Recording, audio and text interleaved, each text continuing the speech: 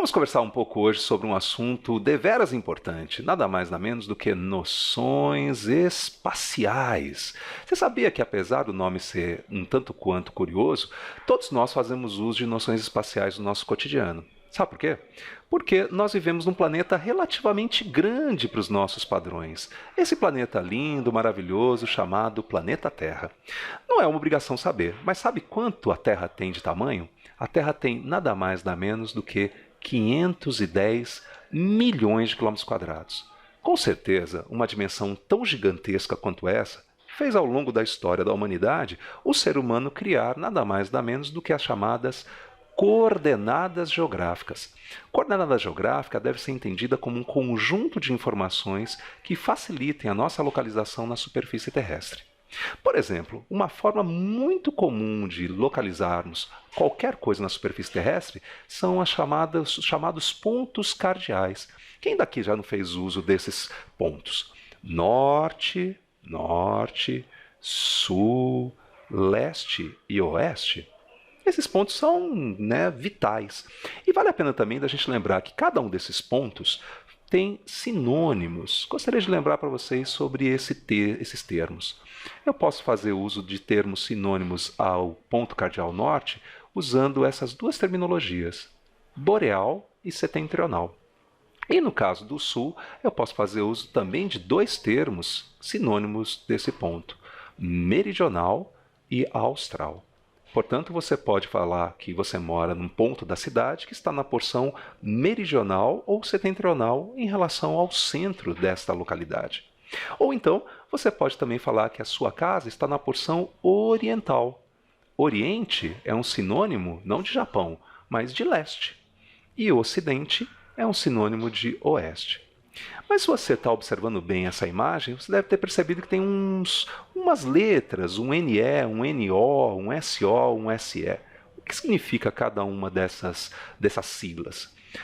Entre o norte e o leste, nós temos um ponto colateral que é o nordeste. Entre o sul e o leste, o sudeste. Entre o sul e o oeste, o sudoeste.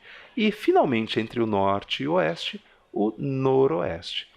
Com base, então, nos pontos cardeais e nos colaterais, há uma possibilidade de você fazer uma localização de qualquer ponto na superfície terrestre. Mas como o ser humano não se contenta com pouco, além dos pontos cardeais e colaterais, nós temos também uma outra forma de localização, que é nada mais, nada menos do que a chamada latitude. Olha só, latitude. A latitude é uma medida, e se é uma medida, tem que partir de um marco zero. Qual é esse marco zero? Repare, eu salientei aqui para vocês um mapinha mostrando essa linha aqui, que no meu desenho está bem torto, mas você repara que é a linha do Equador. Linha do Equador é um termo que todo mundo já ouviu falar. E o que você pode pensar? Se eu perguntasse para você o seguinte, a linha do Equador recebe esse nome por quê?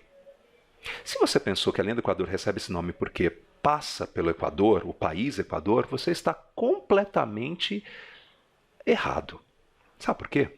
Porque esse termo, na verdade, essa palavra, ele tem um prefixo. Tá vendo esse prefixo aqui, ek? Sabe o que ele significa? Igual. A linha do Equador recebe esse nome porque ela divide a Terra em duas porções iguais. Tá vendo aqui, o outro mapa? Ela está dividindo a Terra em duas porções iguais aqui, Aqui. E qual é o nome que a gente dá a essas duas porções iguais? Nada mais, nada menos do que hemisférios. Hemisfério 1 e 2, x e y, a e b. Pensemos um pouco. Acabamos de falar dos pontos cardeais. Quais seriam os nomes mais apropriados? Existe um hemisfério que está ao norte do Equador e outro ao sul. Acertou quem pensou que essa porção do hemisfério acima da linha do Equador recebe o nome de hemisfério norte e ao sul, hemisfério sul. Vejamos, quando a gente fala um pouquinho sobre latitude, pensamos que a latitude é uma medida dada em graus. E ela varia de onde para onde? Essa medida varia, ela varia de norte a sul, de 0 a 90 graus. Então, quanto mais próximo estiver da linha do Equador, menor será a minha latitude. Quanto mais afastado estiver da linha do Equador, maior é a minha latitude. Uma coisa que é interessante da gente pensar, então, é que a latitude nada mais é do que a variação angular de um ponto da superfície em relação ao plano equatorial. E ela varia exclusivamente de norte a sul e de leste a oeste. Então, o que a gente poderia pensar? A latitude é uma coordenada geográfica, facilita a nossa localização na superfície terrestre, mas ela também é um importante fator climático. Por quê? Quanto mais eu me afasto da linha do Equador, menos quente será o lugar. É um fator climático. Quanto mais próximo eu estiver desta linha, maior será a minha temperatura. Sabe também qual é uma outra coisa interessante? É pensarmos de uma variação que é a cidade leste a oeste. A gente tem nada mais nada menos do que uma coordenada geográfica chamada longitude. E a longitude é uma coordenada que parte de um marco zero também, o meridiano de Greenwich. Greenwich é o marco zero das longitudes. A diferença entre a latitude que acabamos de falar e a longitude, sabe qual é? A primeira, a latitude, varia de norte a sul. E a longitude varia de leste a oeste. De 0 grau, que é a linha do meridiano de Greenwich, a 180 graus. E ela também é uma importante coordenada geográfica, mas ela também é a base de cálculo de uma coisa chamada fuso horário.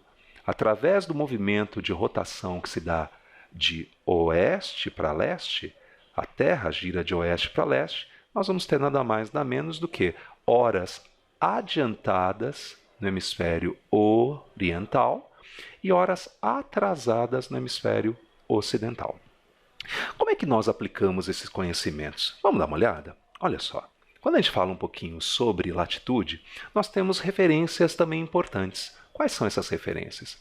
A gente tem linhas auxiliares à linha do Equador. Você repara que aqui nós temos a linha do Equador e 2 trópicos, Câncer e Capricórnio. Sabe o que é importante da gente pensar? É que toda essa faixa localizada entre esses 2 trópicos corresponde à região mais quente do planeta, a zona intertropical. Repare que o Brasil está com grande parte do seu território nessa faixa.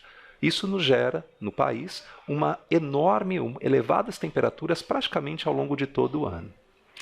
Por sua vez, o Brasil é um país que tem também uma extensão territorial no sentido leste-oeste. Então, olha só o que acontece. O Brasil é um país que tem 4 fusos horários. 4 fusos horários. Repare, no sentido leste-oeste, nós temos, primeiramente, o fuso horário que pega as poucas ilhas brasileiras. O horário oficial do Brasil é em que envolve a capital do país, Brasília. Em Brasília, 19 horas. Não é? A gente tem sempre uma referência a esse respeito. O terceiro fuso horário pega o centro-oeste e o norte. E o quarto fuso horário pega um pedacinho do Amazonas e o nosso querido Acre. Nós temos uma hora adiantada nessa faixa do Brasil, uma hora a mais.